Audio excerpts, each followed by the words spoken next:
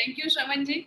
और वैसे मैं बताऊं कि 17 इयर्स नहीं 22 इयर्स हो गए हैं बिजनेस में जितेंद्र जी को, 17 इयर्स मुझे हुए हैं। आई एम सॉरी और इतने मुझे जो 17 इयर्स में जो एक्सपीरियंस हुआ, मैं जब बिजनेस में नई नई आई थी तो मुझे ज्यादा कुछ नहीं पता था। लेकिन मैंने जब इस बिजनेस को देखा तो मुझे लगा कि अच्छा होगा इस बिजनेस में हम दोनों साथ में इसको बिल्ड करें। तो और मैंने क्योंकि उसके पहले मैंने इंडस्ट्रियल माइक्रोबायोलॉजी से ग्रेजुएशन किया था और मेरे पापा एक डॉक्टर हैं, तो हमारा जो बैकग्राउंड था वो पूरी तरीके से मुझे जॉब करनी थी और कुछ करियर के बारे में सोच रही थी। लेकिन जब मैंने इस बिजनेस को देखा तो मुझे लगा कि इस बिजनेस को बिल्ड करना मेरे लिए ज्यादा बेटर होगा। लेकिन आज अगर मैं देखूं, शायद उस टाइम मैं इतना नहीं समझ पाई थी, लेकिन आज अगर मैं देखती हूँ तो मैं अपनी फ्रेंड्स, जो ज्यादातर फ्रेंड्स मेरी वर्किंग है, तो मैं जो देख पाती हूँ कि क्या होता है एक लेडी के साथ में, कि जब हम पढ़ाई कर रहे होते हैं और बहुत सारे ड्रीम्स होते हैं, करियर के बारे में सोचा था, बहुत कुछ करना था, तब कभी भी ये दिमाग में नहीं आता है कि शादी होगी, बच्चे होंगे, घर संभालना, ये सारी चीजें उस टाइम में आगे नहीं आती हैं, अपना करियर दिख रहा होता है। लेकिन एक्चुअली लाइफ में ये सारी चीजें आती हैं, ये रियलिटी है। और जब ये चीजें आती हैं तो बहुत बार हमें चूज करना पड़ता है, हमें डिसाइड करना पड़ता है, क्योंकि हमारे पास उतना ही टाइम है और हमें डिसाइड करना पड़ता है कि हमारे लिए क्या प्रायोरिटी है, हमारा करियर या हमारी फैमिली। तो हमें कहीं ना कहीं कॉम्प्रोमाइज करना पड़ता है। और मैंने ऐसे भी लेडीज को स्पेशली देखा है जिन्होंने, बहुत बार होता है कि हमारे अंदर कभी लगता है कि हम अपनी फैमिली को टाइम नहीं दे पा रहे अपने प्रोफेशन की वजह से, और क्योंकि जहाँ पे भी हम जॉब कर रहे हैं हमें टाइम से ऑफिस पहुंच जाना है, उसके लिए 1 घंटा पहले घर से निकल जाते हैं, बच्चों को कहीं पे मैनेज करते हैं, फिर लेट आते हैं, इवनिंग में ट्रैवलिंग में टाइम लगता है, और ऐसे करके पूरा दिन और महीने और साल निकल जाते हैं। तो हम सोचते हैं कि चलो ठीक है, अपने जॉब से थोड़े टाइम के लिए ब्रेक ले लेते हैं या जॉब को क्विट कर देते हैं। और मैंने देखा है बहुत बार कि जब लेट स्टेजेस में अपनी लाइफ के कुछ सालों बाद, मतलब 10 साल 15 साल बाद, फिर मैंने देखा है कि कहीं ना कहीं एक अंदर से ऐसी फीलिंग आती है कि मैंने अपनी लाइफ में कुछ मिस कर दिया, कुछ लूज कर दिया। अगर मैं अपने करियर में होती तो मैं यहाँ पे होती, वहां पे होती, बहुत सारे थॉट्स आते हैं। वहीं कई बार ऐसी लेडीज को भी मैं जानती हूँ कि जिन्होंने ये कॉम्प्रोमाइज नहीं किया उस टाइम पे और अपने करियर को भी परस्यू किया अपनी फैमिली को मैनेज करके। तो लेट एज में फिर मैंने देखा 10 साल 15 साल बाद ऐसे लोगों के अंदर मैंने देखा है कि कहीं ना कहीं गिल्ट आता है कि मैंने अपनी पूरी लाइफ अपने ऑफिस को लगा दी, अपने काम पे लगा दी, अपनी फैमिली को अच्छे से टाइम नहीं दे पाई। तो मैंने इस बिजनेस में देखा कि कंप्लीटली बैलेंस्ड कर देता है ये आपकी लाइफ को।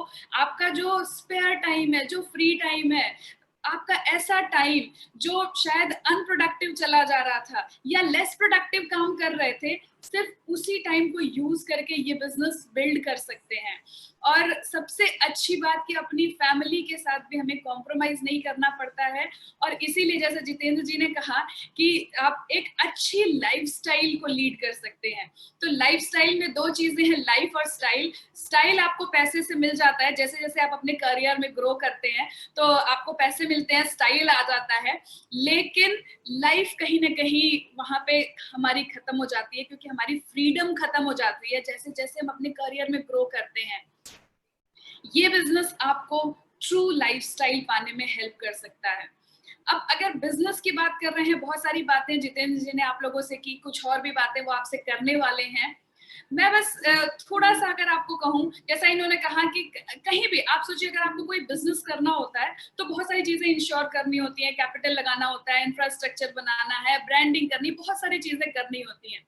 बस सवाल एक है कि क्या ये सारा पैसा लगाने के बाद, इतना सारा पैसा आपने लगाया, दुकान खोली, शोरूम खोला या इंफ्रास्ट्रक्चर बनाया, जिस तरह के बिजनेस में आप हैं, आपने पूरा सेटअप लगाया, क्या उसके बाद आप बैठ जाते हैं निश्चिंत होकर कि अब तो बिजनेस मेरा चलने लगेगा? तो इसका जवाब है कि नहीं, उसके बाद भी आप काम करते हैं, उसके बाद भी आप मेहनत करते हैं अपने उस बिजनेस को सक्सेसफुली रन करवाने के लिए।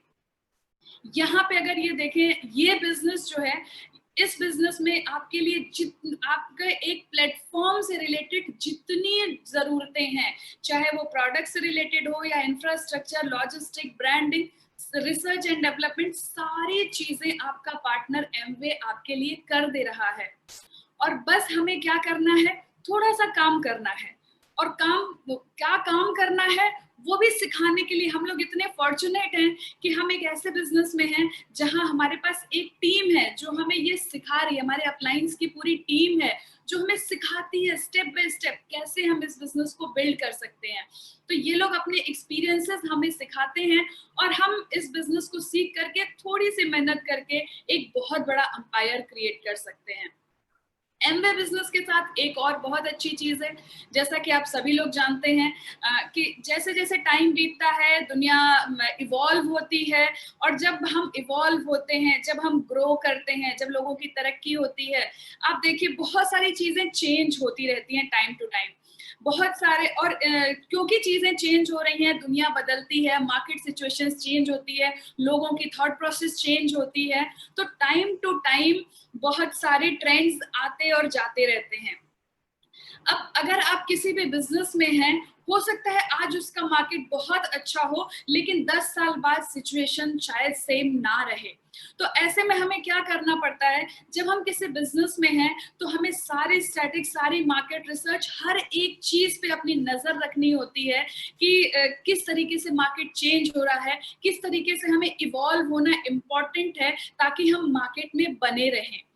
तो ये हर जगह होता है, ये यहाँ पे भी होता है। और ये बहुत अच्छी चीज है कि आपका जो पार्टनर है एमवे, वो ये सारी चीजें बहुत ही अच्छी तरीके से करते रहते हैं। और इसीलिए इस बिजनेस को सेल्फ इवॉल्विंग बिजनेस कहते हैं, क्योंकि जिस तरीके से मार्केट चेंज होता है, आप देखेंगे ये बिजनेस अपने आप को उस हिसाब से ये मॉडल अपने आप उसको चेंज करता जाता है। इसलिए हमें उसकी कोई टेंशन नहीं होती है। जैसे आज की डेट में हम देखें तो 3 महीने पहले तक हम सभी लोग डिजिटली इतना एक्टिव नहीं थे। हम सभी लोग लोगों से मिल करके फिजिकली बातचीत करते थे, मीटिंग्स किया करते थे, लेकिन आज डिजिटल प्लेटफॉर्म पे हम ये मीटिंग्स कर पा रहे हैं।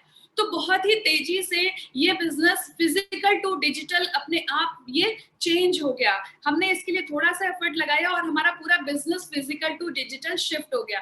आज वो सारी चीजें स्ट्रगल कर रही हैं, आज वो सारी इंडस्ट्रीज स्ट्रगल कर रही हैं जो फिजिकल टू डिजिटल शिफ्ट नहीं हो सकती। तो आप सोचिए कि आप एक ऐसे बिजनेस में हैं जो कभी भी ऑब्सोलीट नहीं होगा, जो कभी भी आउटडेटेड नहीं होगा, क्योंकि ये बहुत ही फ्लेक्सिबल बिजनेस है जो अपने आप को चेंज करता रहता है।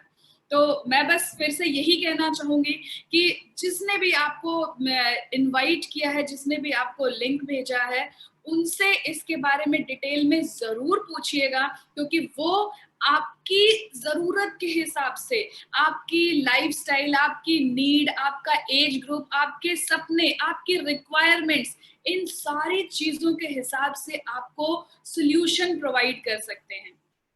तो बस इन्हीं सारी बातों के साथ मैं वापस से आपके बीच में जितेंद्र जी को बुलाना चाहूंगी कि ये आपसे बहुत इंपॉर्टेंट बातें करने वाले हैं। क्योंकि जब भी आप कोई भी काम करते हैं और उस काम में अगर आप सक्सेसफुल होना चाहते हैं, तो आपको अपना विजन तो ब्रॉड रखना इम्पोर्टेंट है, दूर तक देखना इम्पोर्टेंट है। और मैंने जितेंद्र जी के बारे में देखा है कि इनका विजन वाकई बहुत दूर तक की सोचते हैं। और अगर आपका विजन बहुत बड़ा है तो आप अपने अंदर वो, और उस विजन के साथ आप अपने अंदर चेंजेस लाने के लिए अगर रेडी हैं तो आप हमेशा ग्रो करेंगे। तो इसीलिए मैं आप लोगों से कहूंगी कि जितेंद्र जी की बातें बहुत ध्यान से सुनिएगा। मुझे आप लोगों से बातचीत करके बहुत अच्छा लगा। Thank you, wish you all the best. Over to Jitendra ji. Thank you Shalini. Shalini अभी बात कर रही थी कि ये बिजनेस सेल्फ इवॉल्विंग है और अपने आप को इवॉल्व करता रहता है। तो मुझे एक चीज याद आया कि एक बार बिल गेट्स से पूछा गया कि आपकी सक्सेस का राज क्या है। तो आप ऐसे सोच के देखिए, ऐसा नहीं कि बिल गेट्स ने कंप्यूटर का आविष्कार किया या सॉफ्टवेयर का उन्होंने ही आविष्कार किया। उसके पहले कंप्यूटर का आविष्कार हो चुका था, उसके पहले सॉफ्टवेयर इंडस्ट्री थी। उन्होंने कहा कि मैं राइट टाइम पर राइट इंडस्ट्री में था। और दूसरी चीज है कि मैंने मैसिव एक्शन डाला, मेरे पास बड़े गोल्स थे। तो अगर आपके पास में बड़े गोल्स हैं आप राइट पर्सन हैं और आप राइट इंडस्ट्री में हैं, मैसिव एक्शन डाल सकते हैं, तो आप सफल हो सकते हैं। हाँ, बस उसके लिए एक ही चीज इंपॉर्टेंट है कि आप सही व्यक्ति हो, आप एक ईमानदार, एक ऑनेस्ट व्यक्ति हो। इस बिजनेस की सबसे बड़ी, या कि कोई भी सक्सेसफुल बिजनेस, स्टेबल बिजनेस बनाने के लिए सबसे बड़ी रिक्वायरमेंट यही है कि आप एक ऑनेस्ट और एक मेहनती और एक ऑनेस्ट व्यक्ति हो, जिनके पास एक बड़ा गोल हो, साथ में सही समय और सही बिजनेस।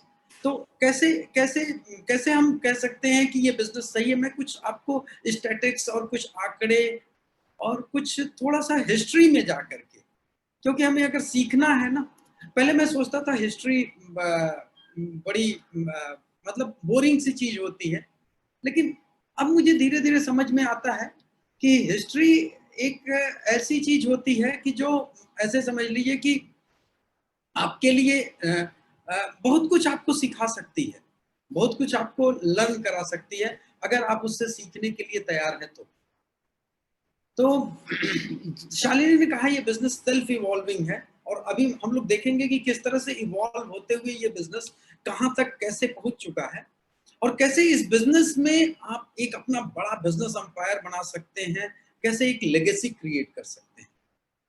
तो आइए थोड़ा सा हिस्ट्री के ऊपर नजर डालें। तो अंग्रेजों का शासन था, उसके पहले भारत में एग्रीकल्चर एज था, और कच्चे माल का निर्यातक था भारत, सिर्फ कच्चे मालों का निर्यातक था, एग्रीकल्चर एज था। उस समय जो ज्यादा लोग रिच थे वो कहीं ना कहीं एग्रीकल्चर से जुड़े हुए होते या एग्रीकल्चर का लगान वसूल करते थे, जमींदार और ये लोग। लेकिन स्वदेशी आंदोलन भारत में शुरू हुआ और इंडस्ट्रीज की शुरुआत हुई। इंडस्ट्रीज की शुरुआत कैसे हुई? बाहर से जो लोग एक्टिव थे वो लोग बाहर से टेक्नोलॉजी लेकर के आए। ये सारी टेक्नोलॉजी, ये मशीनी चीजें इंडिया में नहीं थी, बाहर से टेक्नोलॉजी लेके आए और इंडिया में वो काम करना शुरू कर दिया। जैसे 1911 में जमशेदजी टाटा ने आयरन प्लांट लगाया, इंपीरियल टोबैको कंपनी ने अपनी फैक्ट्री की शुरुआत की, जो आज आईटीसी, जो आज फास्ट मूविंग कंज्यूमेबल गुड्स और लाइफस्टाइल के लिए काम करती है, 1910 में शुरू हुई थी। 1919 में बिरला ने जूट मैन्युफैक्चरिंग का यूनिट डाल दिया। 1931 में अरविंद मिल लिमिटेड ने फैब्रिक बनाने के लिए इंडिया में काम शुरू कर दिया। अब उस टाइम की डिमांड क्या थी कि मांग थी और सप्लाई कम थी, और मैन्युफैक्चरिंग कॉस्ट ज्यादा हुआ करती थी। अगर एक 300 रुपए का प्रोडक्ट है तो उसमें 50% मैन्युफैक्चरिंग कॉस्ट हुआ करती थी, और मांग ज्यादा थी। मैन्युफैक्चरर के हाथ में पावर था, सारा सारा कंट्रोल जो था वो मैन्युफैक्चरर के हाथ में था, तो सारा पैसा मैन्युफैक्चरर के पास था। तो 60s तक का, 60 70, इनफैक्ट हम कह लें कि 80s तक का एरा जो था, उसमें जो रिचेस्ट लोगों के आप नाम देखेंगे तो वो कहीं ना कहीं किसी न किसी चीज के मैन्युफैक्चरर थे। लेकिन वक्त बदला, नई तकनीकी आई, नए आविष्कार हुए, मैन्युफैक्चरिंग को और मॉडर्न कर दिया गया, और इससे प्रोडक्ट बनाने की लागत कम हो गई, और साथ में प्रोडक्ट की जो क्वालिटी थी वो स्टेबल क्वालिटी हो गई और अच्छी क्वालिटी हो गई। लेकिन अब वो टाइम जो था, उस टाइम मैन्युफैक्चरिंग की लागत कम भी हुई, लेकिन पैसा जो शिफ्ट हुआ वो मैन्युफैक्चरिंग से शिफ्ट हो गया डिस्ट्रीब्यूशन की तरफ। तो 80s का जो दशक था, 90s का जो दशक था, वो डिस्ट्रीब्यूशन में ज्यादा पैसा था। तो उस समय ज्यादा पैसा माल को बनाने में नहीं था, माल को एक जगह से दूसरे जगह पहुंचाने में था। तो उस समय का जो बिजनेस था वो B2B बिजनेस मॉडल था, बिजनेस टू बिजनेस। मतलब ऐसे समझिए कि जैसे एक मैन्युफैक्चरर से सुपर स्टॉकिस्ट ने प्रोडक्ट लिया, तो बिजनेस टू बिजनेस है, वो एंड यूजर नहीं है। एंड यूजर, वो सुपर स्टॉकिस्ट ने अगर C&F को प्रोडक्ट दिया तो वो एंड यूजर नहीं है, B2B बिजनेस है। तो सारा पैसा B2B में था। फिर उसके बाद में शिफ्ट एक और आया, ये आया एरा ऑफ रिटेलिंग का, और ये जो समय है ये एरा ऑफ रिटेलिंग है। क्यों है ये एरा ऑफ रिटेलिंग? आप अगर देखें तो इस समय इकोनॉमी ऐसी चेंज हुई है कि लोगों के पास ज्यादा पैसा आ गया। अब लोगों के पास ज्यादा पैसा आ गया तो लोग ढेर सारी चीजों को खरीद रहे हैं। तो आप जितने भी बड़े बिग नेम्स हैं, चाहे वो रिलायंस हो, चाहे वो टाटा हो, चाहे वो जितने भी आपके बिग नेम्स हैं, उन सभी के पास देखेंगे उनका अपना अपना कोई ना कोई रिटेल स्टोर्स चल रहे हैं, रिटेल स्टोर्स का नेटवर्क चल रहा है उनके पास में। अब ये दो तरीके का था एक टाइम में, पहले एक टाइम में ये सिर्फ फिजिकल था, लेकिन आजकल ये रिटेलिंग ऑनलाइन भी हो गया है। आप अमेजन, फ्लिपकार्ट, कितने सारे ऐसे ऐसे नाम आप देख सकते हैं सभी। तो ये दोनों तरीकों से रिटेल के अंदर आ गए और रिटेल के अंदर खूब पैसा बनने लगा। और जितने भी बिग नेम्स हैं आप उन सबको देखिए कहीं ना कहीं से, चाहे ऑनलाइन चाहे ऑफलाइन, चाहे वो स्टोर्स के थ्रू चाहे ऑनलाइन स्टोर्स के थ्रू, ये सारे लोग रिटेल के सेक्टर में आ गए हैं। आजकल तो आप देखेंगे ना, बाकी सबको वेंडर्स और सप्लायर कहा जाता है। जो मैन्युफैक्चरिंग करता है, ये बड़ी बड़ी कंपनियां उनको वेंडर ही सिर्फ कहती हैं कि वो वेंडर से कह देंगे, वो उतने प्रोडक्ट हमें बना करके दे देगा। वो सिर्फ डायरेक्टली रिटेल में पहुंच गई है और कस्टमर्स तक अच्छे प्रोडक्ट्स और अच्छे सर्विसेज पहुंचाने की होड़ लग गई है। अब ये अच्छे प्रोडक्ट्स और अच्छे सर्विसेज पहुंचाने के लिए डिस्काउंट्स ऑफर करते हैं, बिल डायरेक्टली कस्टमर को करते हैं, अपसेलिंग, क्रॉस सेलिंग, इस तरह की कस्टमर लॉयल्टी प्रोग्राम, ये सारी चीजें आजकल बहुत देख रहे होंगे, बड़े ट्रेंड में आ गया है कि आप हर जगह डिस्काउंट्स, हर जगह लॉयल्टी प्रोग्राम्स और इस तरह की कस्टमर सर्विस, डायरेक्टली कस्टमर को बिल करना, कस्टमर की सर्विस, मतलब इतनी सारी चीजें एक साथ में शुरू हो गई। तो यानी इस समय का फोकस रिटेल मार्केट पर चला गया, शिफ्ट हो गया सारा बिजनेस रिटेल के ऊपर। अब रिटेल बिजनेस की जरूरत है क्या? एक बिजनेस आइडिया, निवेश के लिए पैसा, शोरूम, लोकेशन, कानूनी परमिशन, कर्मचारी, infrastructure, online support, logistic partner, marketing, promotion, ये सारी चीजों की जरूरत होती है। लेकिन इन सारी चीजों के साथ साथ में आपको चाहिए होता है एक कस्टमर। बिना इसके कोई कोई भी रिटेल बिजनेस नहीं चल सकता है। और ये सब आप लगा भी दे तो भी सफलता की कोई गारंटी नहीं है।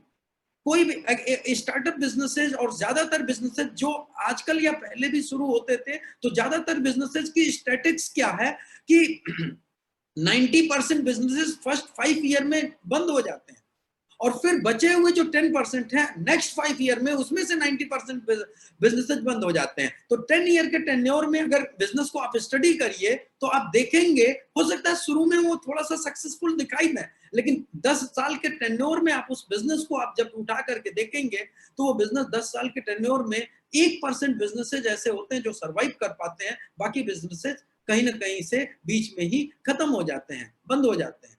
अब अगर अगर अगर ऐसे सोचिए कि ऐसा हो रहा तो उसके पीछे कारण क्या है? तो उसके पीछे मेन कारण देखा गया, रिसर्च किया गया तो पाया गया कि 2-3 चीजें थी। एक तो एक्सपीरियंस की कमी थी और दूसरा बिजनेस में लगाने, चूंकि मैं बिजनेसमैन था तो मुझे पता है इस चीज को कि जब हम बिजनेस को स्टार्ट करते हैं तो अपना पूरा कैपिटल और किसी भी तरह से जहां से भी हम इकट्ठा कर सकें, लोन लेकर के, कैपिटल लगा करके, सीसी लिमिट करा करके हम मैक्सिमम कैपिटल स्टार्टिंग टाइम में लगा देते हैं। लेकिन जब बिजनेस रन करना लगता है तो कई बार ढेर सारा और कैपिटल हमें बीच में जरूरत होती है और इसी कैपिटल की, इसी पूंजी की कमी के कारण बहुत सारे बिजनेसेस दम तोड़ देते हैं।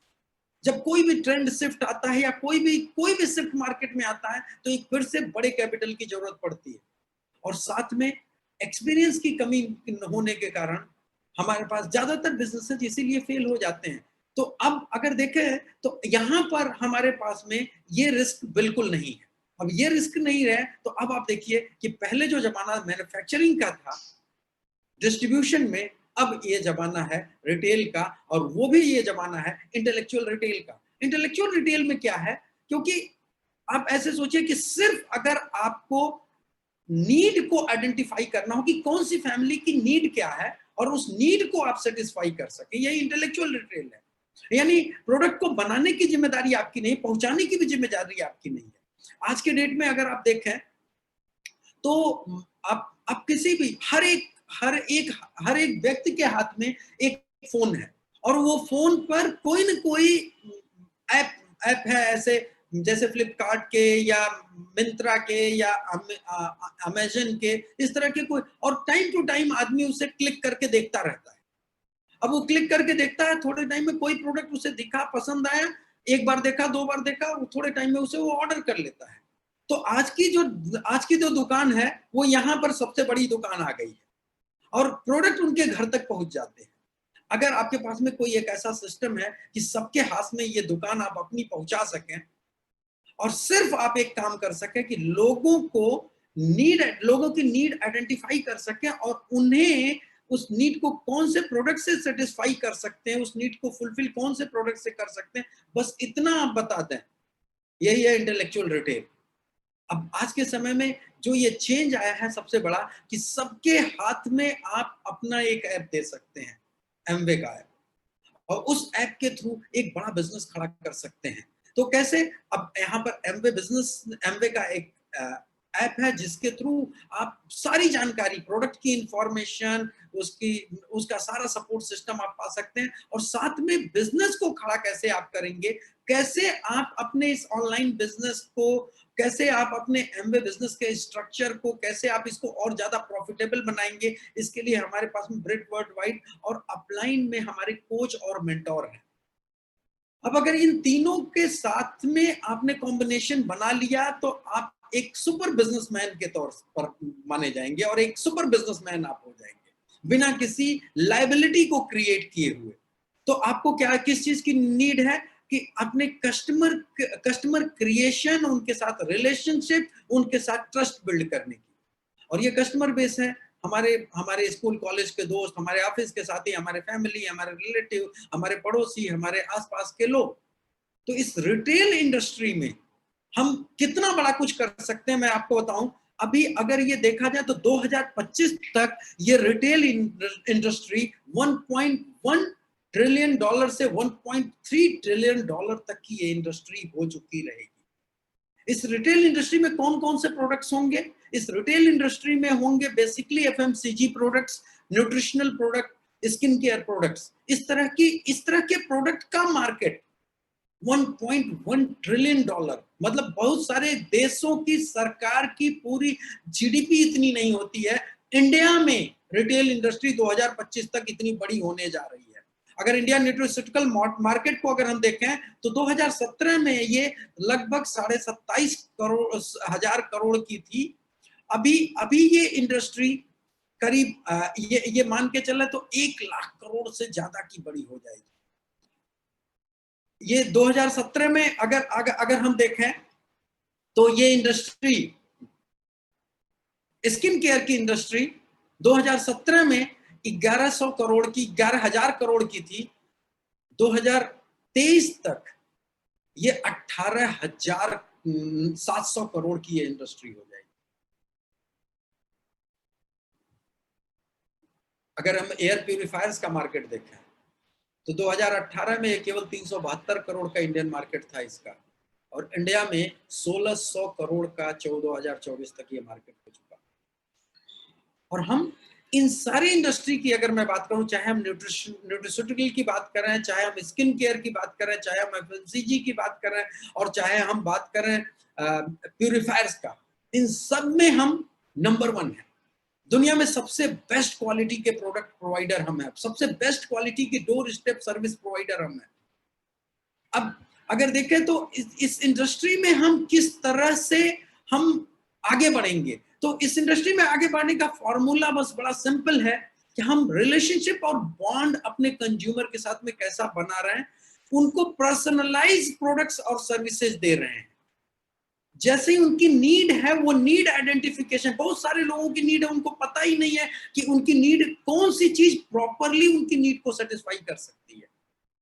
और एक और चीज है कि लोगों के पास में टाइम की कमी हो रही है, क्योंकि वो अपने करियर और अपने प्रोफेशन के लिए ज्यादा टाइम दे रहे हैं आज के डेट में, तो उनके पास में चीजों को खरीदने और उसके बारे में समझने के लिए टाइम की कमी है। अगर आपके पास में ऐसा कन्वीनियंस है कि आप उनके टाइम पर आप उनको इंफॉर्मेशन दे सकते हैं, तो आपका बिजनेस काफी बड़ा होगा। किसी बिजनेस को जो भी करने के लिए, जैसे सप्लाई या इनोवेशन साइड, टेक्नोलॉजी, डेटा, और क्या नाम है, future based product, government regulation, ये सारी चीजें पूरे करने के लिए आपकी कॉर्पोरेशन है, एमवे कॉर्पोरेशन, ये सारा काम कर सकती है। ये ऊपर जो 3 चीजें हैं, अगर ये हम कर लेते हैं तो इस डायरेक्ट सेलिंग इंडस्ट्री में हम एक बहुत बड़ा बिजनेस खड़ा करेंगे।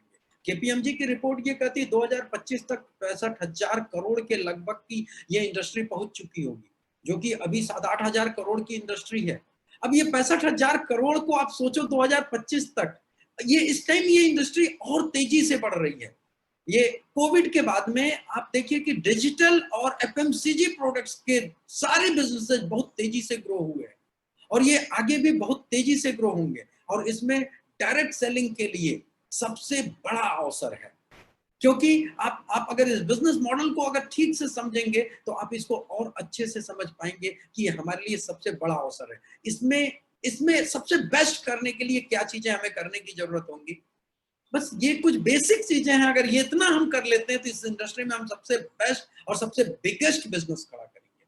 जैसे सबसे पहले प्रोडक्ट्स का हम खुद यूज करें, कुछ ज्यादा नहीं, हमें 10 15 20 कस्टमर्स अगर हमारे पास हैं, एनफ है हमारे लिए कि ऐसे लोग जो हम जिनको हम प्रोडक्ट रिकमेंड कर रहे हैं वो प्रोडक्ट यूज कर रहे हैं। साथ में हम प्लान दिखाएं और अपने बिजनेस पार्टनर्स डेवलप करें।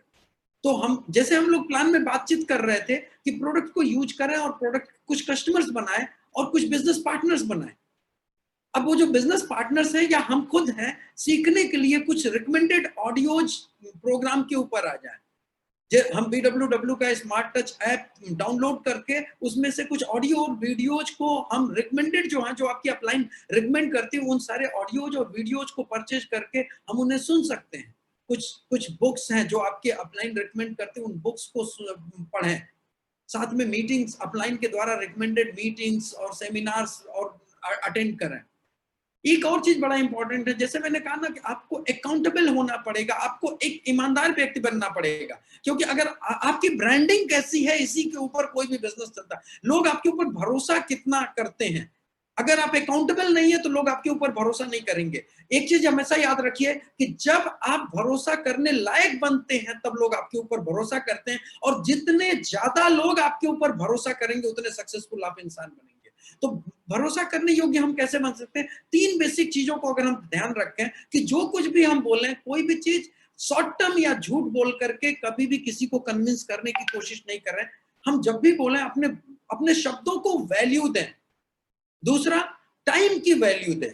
और तीसरा, किसी के पैसे के साथ में उसके पैसे को भी वैल्यू दें।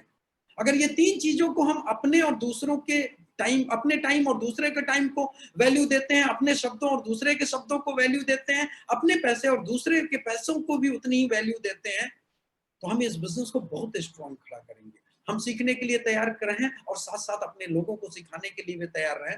अपने अपने कोच के साथ में, अपने अपलाइंस के साथ में, अपने मेंटोर के साथ में काउंसलिंग में रहें और रेगुलर कम्युनिकेशन में रहें। बस इतना सी चीज से आप एक स्ट्रॉन्ग बिजनेस खड़ा करने की नींव डाल सकते हैं।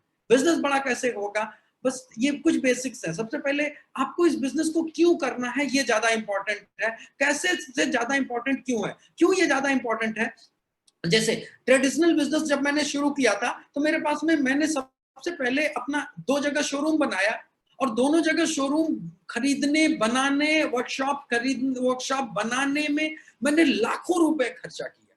अब इतना प्रोडक्ट स्टॉक और इन सब चीजों में इतना पैसा खर्च कर चुके थे कि अब मेरी मजबूरी थी कि मेरी नींद जल्दी सुबह खुल जाए और मैं 8 बजे तक घर से निकल जाऊं। पहले शोरूम पर 9 से 10 बजे पहुंच जाऊं, दूसरे शोरूम पर मैं 1 से 2 बजे के बीच में पहुंच जाऊं, कंस्ट्रक्शन के साइट के ऊपर 5 से 6 बजे तक पहुंच जाऊं। ये मेरा डेली का रूटीन था, क्योंकि वहां बहुत सारा पैसा लगा हुआ था, एक भी दिन मैं मिस नहीं कर सकता था। तो वहां पर मेरे पास में एक चीज था, फियर ऑफ लॉस। इस बिजनेस में चूंकि जैसे हमने बताया आपको कि आपको किसी भी तरह के बहुत बड़े कैपिटल की जरूरत नहीं है, बस कुछ प्रोडक्ट्स अपने लिए खरीदते हैं आप।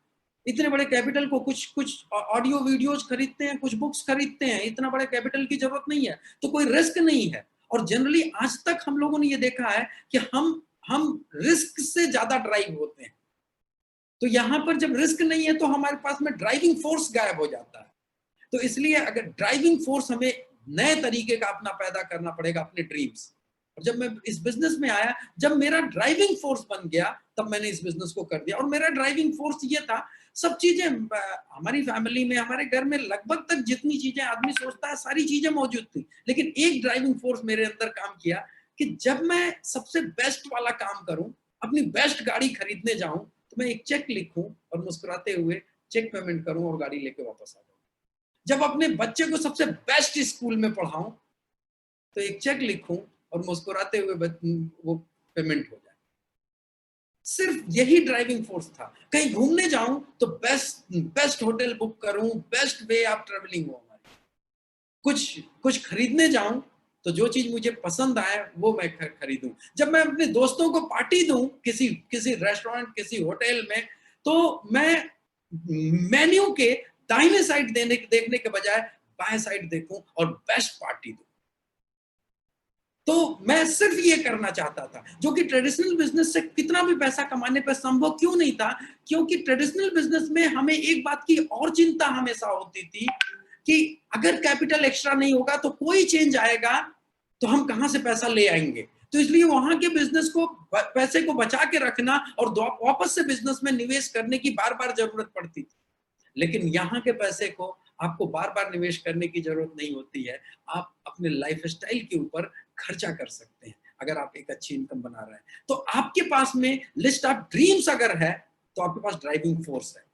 अब बाकी चीजें बहुत सिंपल है। List of prospect, contacting, inviting सीख लीजिए, प्लान दिखाना सीख लीजिए और अच्छे से फॉलो अप करिए। आप एक स्ट्रॉन्ग और सस्टेनेबल बिजनेस खड़ा करेंगे। और ये सारी चीज सिखाने के लिए आपके पास में एक मेंटोर होगा। मैं आपको बताऊं, ये सारी चीजें सिखाने के लिए आज मैं जितनी चीजें मैं आपको बता रहा हूं, इसमें से ज्यादातर चीजें हमने अपने अपलाइन से सीखी हैं। बहुत सारी चीजें हमने सुमित जी से इतनी सारी चीजें हमने सीखी हैं कि हमने उनकी पहली टेप सुनी थी, सफलता की ओर बढ़ते कदम, तब से मैं उनका फैन हो गया। और मैंने बहुत सारी चीजें अपने अप्लायंस से, अपने इन सारी अप्लायंस से मैंने बहुत सारी चीजें ये सीखी हैं। और यही चीज करके आज एक स्ट्रॉन्ग, सस्टेनेबल और प्रॉफिटेबल बिजनेस खड़ा हो जाता है। मेरा भी खड़ा हो गया और आपका भी खड़ा हो सकता है। तो सबसे इंपॉर्टेंट है कि आप अपने अपलाइन के साथ में कम्युनिकेशन में रहें, उसके साथ एक अच्छी पार्टनरशिप में रहें। आप एक बहुत शानदार और बहुत बड़ा बिजनेस आप खड़ा कर लेंगे।